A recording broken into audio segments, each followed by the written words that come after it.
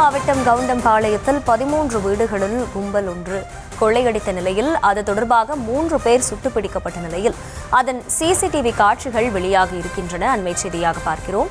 கொள்ளையடித்த பொருட்களுடன் நடந்து செல்லும் சிசிடிவி காட்சிகள் வெளியாகி இருக்கின்றன. இந்த கொள்ளையர்கள் உத்தரப்பிரதேச மாநிலம் மஜித்புரா மாவட்டத்தைச் சேர்ந்தவர்கள் எனவும் கூறப்பட்டிருக்கிறது. இந்த 3 பேரும் சுட்டுப்பிடிக்கப்பட்ட நிலையில் தற்போது அவர்கள் கொள்ளையடித்த பொருட்களுடன் நடந்து செல்லக்கூடிய அந்த சிசிடிவி காட்சிகள் வெளியாகி இருக்கின்றன. அவர்கள் தொடர்பான விவரங்களும் வெளியாகி இருக்கின்றன. கோவை கவுண்டம்பாளையத்தில் கொள்ளையடித்தவர்கள் உத்தரப்பிரதேச மாநிலத்தைச் சேர்ந்தவர்கள் என்பதும் அவர்கள் கொள்ளையடித்த பொருட்களுடன் நடந்து செல்லக்கூடிய அந்த காட்சிகளும் வெளியாகி இருக்கின்றன.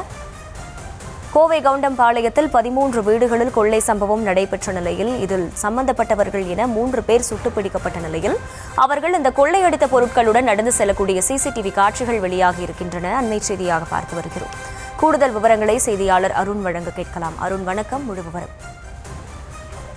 ஐயா வணக்கம். அதாவது நேற்று மதியம் பட்டப்பகலில் சுமார் 12 மணி முதல் 1 மணி வரை கோவை கவுண்டம்பாளையம் பகுதியில் இருக்கக்கூடிய அடுக்குமாடி குடியிருப்பில் கொள்ளை சம்பவமானது நடைபெற்றது. 10க்கும் மேற்பட்ட வீடுகளில் நடைபெற்ற அந்த கொள்ளை சம்பவம் தொடர்பாக காவல்துறையினர் அங்கு குவிக்கப்பட்டு தீவிர விசாரணையில் ஈடுபட்ட நிலையில 13 வீடுகளில் கொள்ளை சம்பவம் நடைபெற்றது தெரிய வந்தது.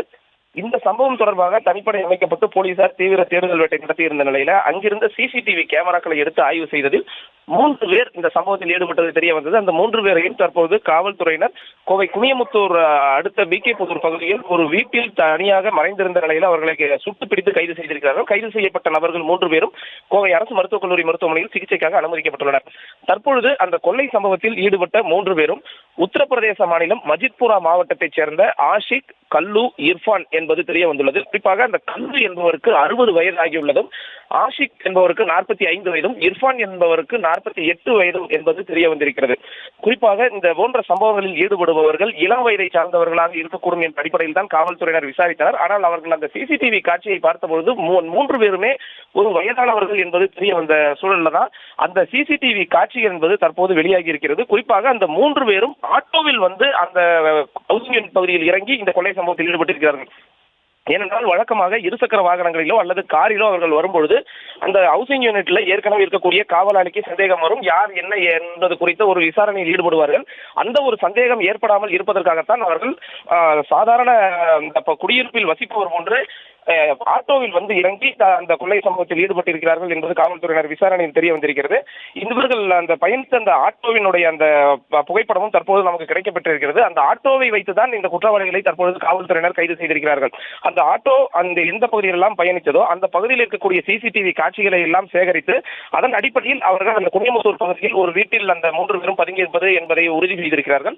தற்பொழுது 3 பேர் கைது செய்திருக்கிறார்கள். அந்த 3 பேரில் 3 பேருமே ஆட்டோவில் பயணம் செய்து வந்த கொள்ளையர்கள். ஆனால் அந்த ஆட்டோ ஓட்டுநர் யார் என்பது தொடர்பாக தான் தற்பொழுது விசாரணையானது நடத்தப்பட்டு வருகிறது. அந்த ஆட்டோ தற்பொழுது எங்கு இருக்கிறது என்பதும் தெரியவில்லை. இது தொடர்பான விசாரணை தொடர்ந்து நடைபெற்று வரக்கூடிய நிலையில அந்த சிசிடிவி காட்சி நமக்கு கிடைக்கப்பட்டிருக்கிறது. இந்த சிசிடிவி காட்சியின் அடிப்படையில் வேறு யாருக்காவது இந்த சம்பவத்தில் தொடர்பு இருக்கிறதா என்ற அடிப்படையிலும் காவல்துறையினர் தீவிர விசாரணையில் ஈடுபட்டு வந்து கொண்டிருக்கிறார்கள். தற்பொழுது இந்த 3 பேருக்கும் கோவை அரசு மருத்துவக் கல்லூரி மருத்துவமனையில் அறுவை சிகிச்சையானது நடைபெற்று வருகிறது.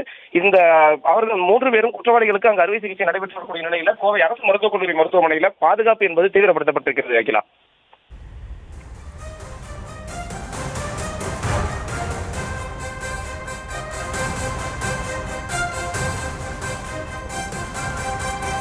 முழு விவரங்களுக்கு நன்றி அருண்.